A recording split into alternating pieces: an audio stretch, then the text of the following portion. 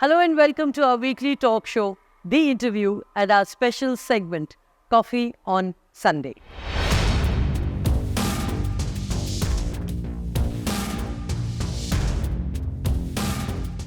People are guru shopping today, and a guru is a device.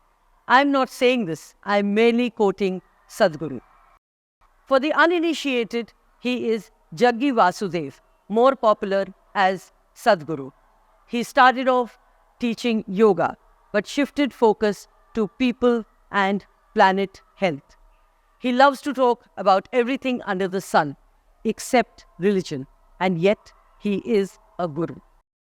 Let us meet Jaggi Vasudev or Sadhguru in this edition of Coffee on Sunday, this week and the week after, because he has so much to say that one session is not enough. Jaggi Vasudev in the first part of our two-part series of Coffee on Sunday.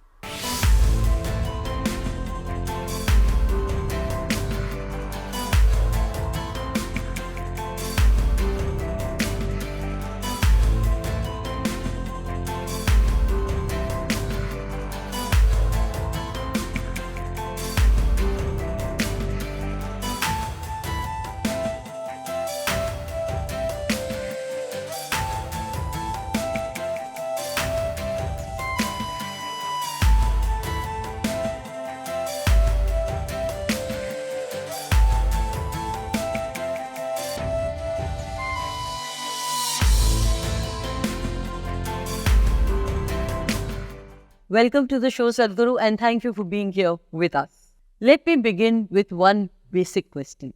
From Jagdish Vasudev to Jaggi to Sadhguru, how and why Sadhguru? I don't choose that, people. When they found that I'm completely uneducated and still I'm able to guide them, they call me Sadhguru because that's what it means. What would you have liked to be called? I don't like to be called anything. Sadhguru is not a title, it's a description. So I think the description fits me okay, so I let it be. If you had a choice? I don't waste time thinking about such things. What would people like to call me? What would they think about me?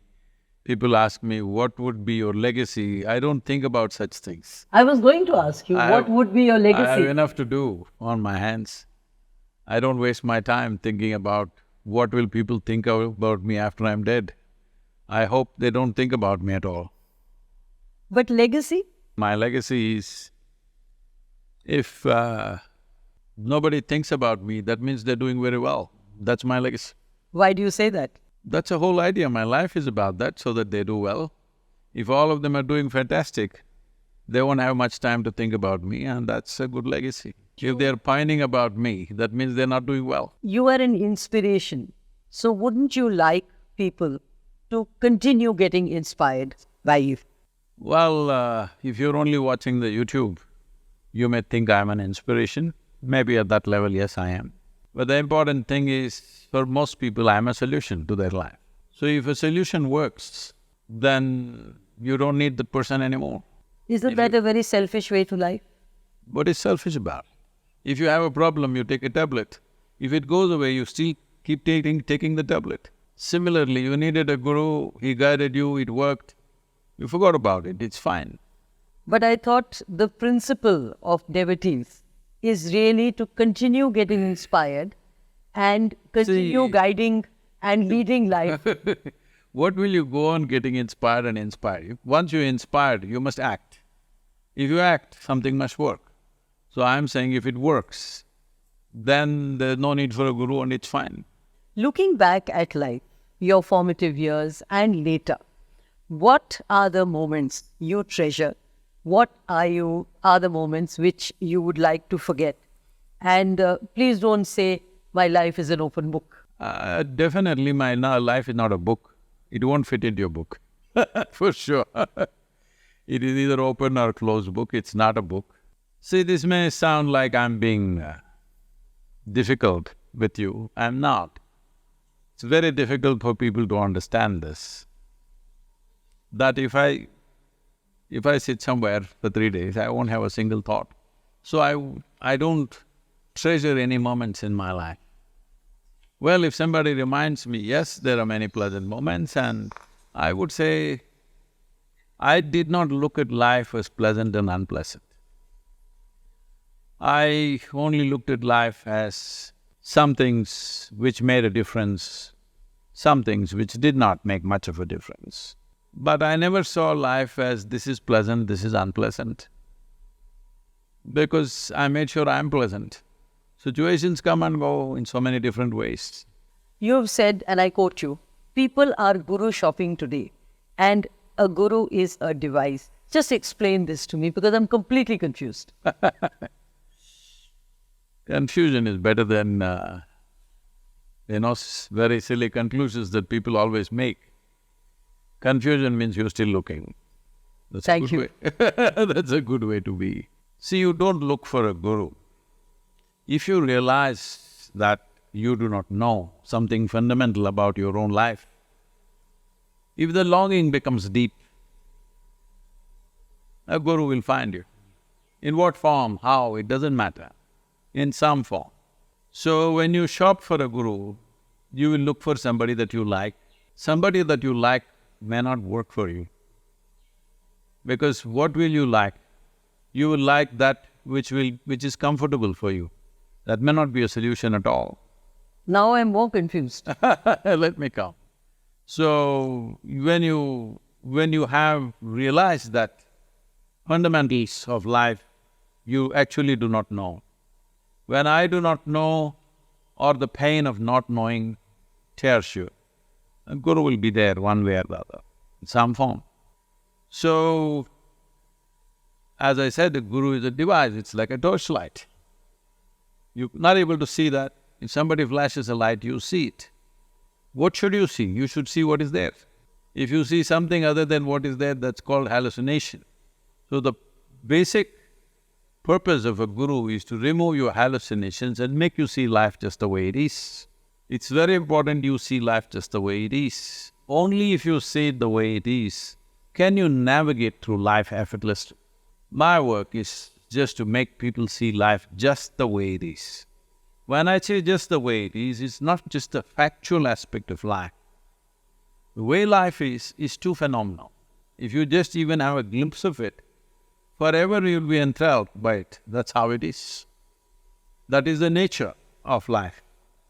That is the phenomena of life. It's the greatest phenomena happening. And at least on this planet, you are the peak of that evolutionary product, that you are here and you have the highest level of perception, you have probably the most profound, ways of looking at things. Human being has this capacity to have a very vivid sense of memory and a fantastic sense of imagination. Because of this, our life experience is very rich. This richness need not be destroyed, but it's very important that your memory or your imagination does not cloud what is there right now. You see things just the way it is. Then you will navigate your life effortlessly. Otherwise, both your memory and imagination can make you feel all kinds of things which don't exist.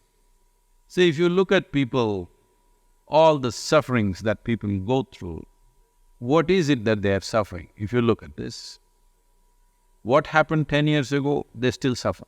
What happened 10 years ago, does it exist right now? No, they're just suffering their memory. What may happen day after tomorrow, they already suffer. They're suffering their imagination. This vivid sense of memory and fantastic sense of imagination is what sets us apart from every other creature. But these two fantastic faculties, most human beings suffer. So this is happening because one is not able to see life beyond their own psychological drama. In fact, that was my next question about misery and suffering. Where does it fit in? Or are they just words? See, there are only two kinds of things. One is physical pain, which is part of our survival process. If you did not have physical pain, most human beings do not even know how to preserve themselves. They would cut themselves into ribbons in the name of fashion. There's no pain in the body, they would pull out their intestines and swing it around like a bag. This is a very interesting observation. Please tell me a little more about this. I'm saying it's only because of pain people are in one piece. Otherwise, they'll cut themselves into pieces. See, if you're walking on the street, if a bicycle comes, people step back. Not out of humility, consequence of pain. If there was no pain, there would be a complete disaster. So pain is very good. Without it, most people won't have the sense to survive. So pain rather than happiness? No. But suffering is mentally manufactured. Pain is physical. Without it, you wouldn't know how to keep yourself in one piece. But suffering is a mental production. What kind of production you depends on your imagination. Some people make elaborate productions, some people make simple productions. So essentially what it means is, your thought, your emotion, your intelligence doesn't work for you, it's working against you. That's what suffering means. Once your intelligence works against you, no power in the universe can do anything for you, you're finished. So once you're into misery of some kind, then you see it looks like nothing matters. Flowers are blooming in the in the trees, doesn't matter. Fruits are falling from the trees, doesn't matter. Because your psychological drama has the power to overtake the cosmos. This little drama becomes bigger than the cosmos. Once you lost perspective like that, I think you're a natural disaster. So Sadhguru, what is the way forward and what would you say is the formula for life, if you will allow me to use that word? You want a formula for life? If life just had a formula, would it be worth living? The simple thing is just this. If you say everything just the way it is, navigating your way through life and having a real high of life are just child's play. What you gather can be yours, can never ever be you, isn't it? Okay, I'm more and more confused. Similarly, you have a body which you gathered over a period of time. It's yours, it's not you. What you call as your mind, it's yours, it's not you. Anything that you gather can belong to you, but cannot become you. Right now, that is the problem. It's all got mixed up. What is me, what is my body, what is my mind, what is my emotion, all mixed up. There is no clarity of what is what. So you're not seeing life just the way it is. So everything is a confusion, everything is a problem. Once you made this one mistake, after that everything is a mistake. Sadhguru, you have used the word inner engineering several times, and that seems to be the touchstone. Yoga and engineering, I'm not able to reconcile the two. Yoga is engineering. See, Adiyogi propounded the yogic system over 15,000 years ago. There has not been a single generation, a whole generation never was ready to address their inner well-being in a scientific way. I would say the next generation would be far more willing to address their life in a scientific manner. So Adiyogi's time is coming in future, it's yet to come. We need a generation of people who have a certain level of intellect which thinks logically and which will not buy fancy fairy tales from anybody. Only then they can pursue inner well-being in a scientific manner. I think that time is coming. For example, in United States, about 28% of the population says no religion. My estimate is, what I foresee is, in another 35 years to 40 years' time, 70% of the world's population will say no religion. Because you can't sell these childish stories continuously, they won't fly. So once there is no religion, the only way is either people will go for alcohol, drugs, or seek consciousness. Right now, we have a center in Harvard Medical School, Center for Consciousness. In today's world, unless Harvard speaks, it's not true. So we have Harvard… Now I think it's also, unless Sadhguru speaks, it's not true. Not yet so, but to some It'll extent. To some extent. One important thing, because I'm talking about alcohol and drugs, it generates 70% more endocannabinoids than what happens in any normal person, which is higher than what happens in sexual orgasm or in extreme exercise, just by sitting and doing a few simple kriyas. So, there is a wave of blissfulness within you. Your very chemistry is becoming blissful. Once you're like this, the need to drink alcohol, the need to take drugs, need to seek pleasure in the world, or need to go to heaven is gone within you. Only if people are miserable, a better place somewhere else that you have not seen works. If people are living well here, why do they want to go somewhere else? So, this whole idea of selling heaven to people is already collapsing. The idea of a better place than this has no buyers. They want… Or evidence. No, the evidence was never there. No buyers. The real estate in heaven has no buyers. In another 30-40 years' time, 70% will not buy this story. Is that why you, if I may again use the word debunk, heaven, the theory of heaven, and also religion, and say that India is kind of godless, or we are a godless society? It's something the BJP may not wish to hear, or the BJP followers may not wish to hear. But these are the two… I don't see why a political party comes into this debate at all, this discussion. The important thing is this. You obviously don't have any proof there is a better place than this somewhere else. Whoever says there is a better place than this, if that place was so much more beautiful than this place and everything was better there, why are they not gone, I'm asking? So, that doesn't sell. I say this is a godless country because all the people whom we worship are people who walked this geography. They went through trials and tribulations like everybody else, much more than normal people. Well, one iconic person is Rama, if you take him, I was going to come to his that. life is a serial disaster. Serial disaster. Born as a prince, coronated at the age of 19, then some situation, whatever. Then with his young wife, just married wife, he's, sent to the forest. Well, in Ramanand Sagar's television shows, you may say forest means everything is beautiful, everywhere flowers, golden deers are hopping around. That's not how forest is. I've lived in jungles. If I went into jungles for 3-4 weeks and came home, even my mother wouldn't recognize me. From head to toe, I would be insect bitten, Because that's how a jungle is. It's not a honeymoon place. Now, as if that was not enough, his wife gets kidnapped. Then fights, burns down a beautiful city, gets his wife back, again some politics, and he again has to send her to forest. You don't call this a successful story.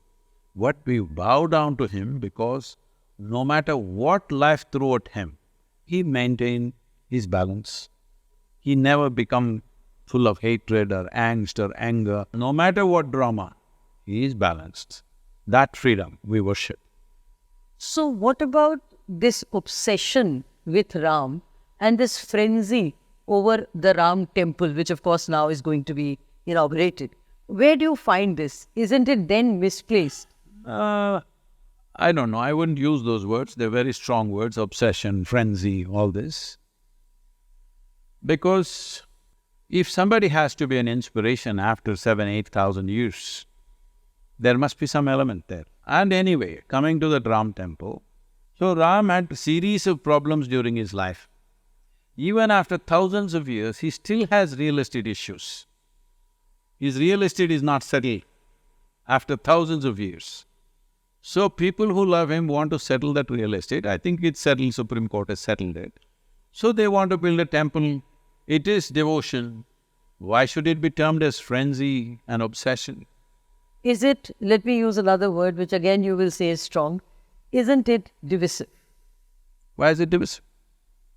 Because it cuts across two communities. It's been a bloody tale.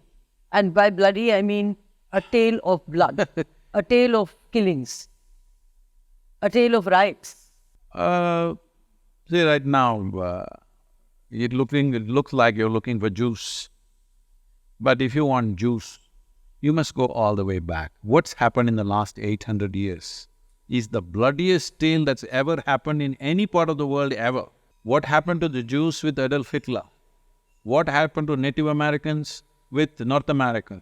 What happened in Cambodia? All these things are nothing compared to what happened in India in these 800 years. And if you don't think that is bloody, and there is no any kind of remorse in people who committed those things, then just people want a small piece of real estate back for their asta, and that is divisive. Why is it divisive? I mark that you're using the word real estate and not temple. Is that deliberate? It is real estate. But temple is built by devotees' hearts. The land is just real estate. But it's sacred for them because it is identified as a birthplace, and obviously there's no question mark whether there was a temple or not. It is not one temple. Thousands of temples were raised because that's the policy, that it must be raised, and it will be raised in future also. If we don't protect it, it will be raised in future also. Even now in Pakistan, Bangladesh is happening. Why should it be divisive? Why can't everybody settle down to whatever nonsense they believe in and do their stuff? You spoke about the past, you spoke about past wars. Do two wrongs make a right? See, there are no two wrongs. It's just a request. These three icons, Shiva, Rama, Krishna, thousands have been… temples have been demolished. Nobody is asking because it's impossible to refix the history, and nobody thinks we can refix the history, nor is anybody interested. These three iconic places they're asking for, why can't it be just offered without a fight? Where is a fight? And nobody is fighting, they're only going to the court. Court is not a fight, it's a legal process.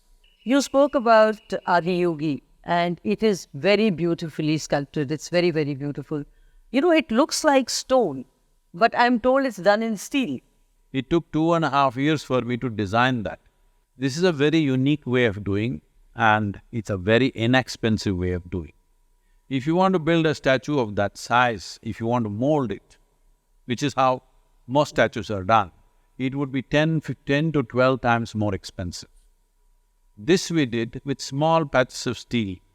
This is painstaking work, but it turns out 10% of the cost, but it's a lot of work. Only people who are crazy wanting to create that can do it. Commercially, you can't do it. Day and night we worked on that to make that happen. Sadhguru, I want to ask you another thing. You know, lots of gurus have, and lots of the ashrams have negative connotations. There've been financial scams, there've been… Really? Well, a lot of them, I will not name them. Some have even gone to jail for murder, for instance. How is it that you remain only popular? And of course, there have been set of controversies which the Isha Foundation has sufficiently explained. How is it, and how do they get all this, become so infamous to the extent of giving a kind of bad name to this whole gurudom, or whatever you'd like to call it? In my estimate today, there are over 8 to 10,000 ashrams around the country, plus another probably 800 to 1,000 reasonably prominent mutts, which are more religious in nature. Of all this, 2 or 3 people have been convicted for something. So will you paint everybody with the same thing? Well, I don't say some people who have been convicted, courts have convicted, so there must be some substance for that. But daily accusations we face because those 2-3 people did something, or simply because there are vested interests who are at it all the time. Yet another point is, can there be smoke without fire? See, if you do puja also, there will be smoke. If you do cooking in the kitchen also, there will be smoke. If there is cremation also, there is smoke. If you don't know the difference between one smoke and another, I'm sorry. There is so much people know about you, and there is, really, you're like an open book. What is it, and which is that Sadhguru, which people do not know? They don't know a damn thing. So tell me a little. It is not something I can tell you in words, then you will misunderstand like everybody else. It is only something that I transmit. Those who sit with me quietly, they know something. Being inspired endlessly, what does it mean? It means nothing. You have never prayed in your life or gone to a temple? Or have you gone and when did you stop going? And have you read the scriptures? I've definitely not read the scriptures. I'm not a temple-going person. I've built temples. See, our temples are not places of prayer. This is something that people have completely missed. In Karnataka and Tamil Nadu, if you go to your temple, nobody told you you must pray, you must appeal to the god and this and that. If you go there, you must sit quietly in one place because these are different types of energies. Consecrations are of different types. Each deity is consecrated in a certain way to open certain dimensions of your life. So you are supposed to sit there and imbibe that. Even in North, they only told you to have darshan, not have appeal, isn't it? Darshan means, because it's an energetic form, you take that impression into your mind and your heart. This will transform you. Because it's an energetic form, the physical form is just like a scaffolding. It is there, it is necessary for the visual apparatus, but it's the energetic form, you're supposed to imbibe it. Because in this civilization that you refer to as Hindu right now, which unfortunately has been so badly distorted, or let's say probably more appropriate word would be Sanatan, but that also has become a bad word today. So in this culture, nothing can be eternal unless it's all-inclusive. In this culture, there is no such thing as prayer. In this culture, there is darshan. In this culture, the aspiration is to not to go to heaven and sit with God. In this culture, the aspiration is to become divine. See, for example, many people, even in newspapers it's being written, Tendulkar is cricketing God. Because in people's mind, at least during his time, it's still so, whatever we thought was humanly possible, he rose beyond that, just hitting a damn ball, that's all. People say Sadhguru is God. Your followers say Sadhguru is God. No, nobody says that. They put me to work every day. So, when they say he is God, they're not saying he lives in heaven or some nonsense. They are saying he's risen above what we think is human silly. He's risen above that. This is how we worshipped Rama, Krishna, everybody. They rose beyond their limitations, no matter what life throws at them. Even in a battlefield, they're cool. Even in a battlefield, he's joking. So we bow down to him and everybody's terrified of life and death. Somebody is above that, means we'll bow down to me. So in this culture, we are not wanting to go to God. We want to become that. You recently had a G20, a huge G20 event here at the ashram. What is that one message to all the world leaders which you would like to give? See, G20 means, in a way, the top 20 nations. When we say top 20 nations, top 20 economically powerful nations. Well, why they are important is, if they make up their minds, they can change the whole world. All this violence that you're talking about, wars that you're talking about, this can be changed only if these 20 people make up their minds. They've still not made up their minds. Some of us are striving, but they've not made up their minds. Everybody's pushing their own agendas, going on non-stop. These 20 people, if they come to their senses, if they really wake up, they can change the world. So it's a huge possibility. So it's fantastic. For the first time for G20, India has given a byline: one earth, one family, one future. If everybody imbibes this much, we are one earth, we are like one family, at least the science, biology says we are all one species, and one future. If we think of one future, there is a way. Would you credit Prime Minister Narendra Modi's leadership for that one earth line? I think that language has only come after he's come to power. Otherwise that language was not there. Who admires whom? Or is it a mutual admiration society? See, I'm not a fan of any individual or a party or anything. I think a few months ago, I was just driving into the school and children come up to me and say, "Sadhguru, are you a BJP supporter?" I said, "2/3, I'm 100% with BJP. What do you mean by 2/3? I said, Bharatiya Janata, absolutely. Party, no. Party is not my way. So, in the sense of See, I rate human beings for their dedication, for their competence, and the intent of what they're trying to do. In that sense, I think you have to rate Narendra Modi as, really high in the world leaders. Everybody is rating him as number one. I'm meeting a lot of congressmen in the US. They're all agog about him. You don't know, they're all like totally mesmerized by him. And they are saying, this is the man of the moment. This is American politicians who are talking. Arab countries are saying such things. France, European countries are saying such things. It's not for nothing. Would you agree with that perception of the world? I think so, yes.